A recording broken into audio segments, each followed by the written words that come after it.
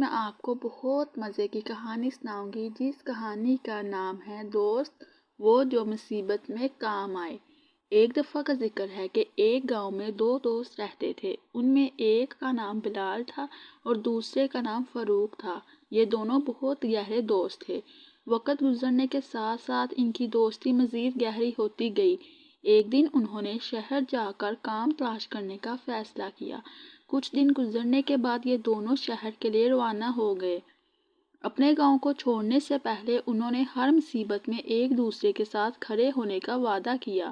انہوں نے خلوص کا حلف لیا اور ایک دوسرے کو مشکل کی گھڑی میں مدد کا یقین دلایا۔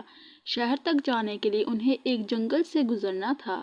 یہ دونوں چلتے چلتے جب جنگل کے درمیان میں پہنچے تو انہیں ایک ریچھ نظر آیا جو ان کی طرف آ رہا تھا۔ یہ دیکھ کر یہ دونوں بہت ڈر گئے۔ فاروق اپنے دوسرے دوست کو خبردار کیے بغیر فوراً قریبی درخت پر چڑھ گیا۔ درخت پر چڑھنے کے بعد وہ اس کی شاخوں میں چھپ گیا، جبکہ دوسرے دوست کو درخت پر چڑھنا نہیں آتا تھا۔ ایسے حالات میں یہ بہت خوفزدہ ہو گیا، لیکن بلال نے یہ سن رکھا تھا کہ ریچھ مردہ کو نہیں کھاتا۔ چنانچہ وہ زمین پر لیٹ گیا اور مرنے کا بہانہ کر کے سانس روک لیا۔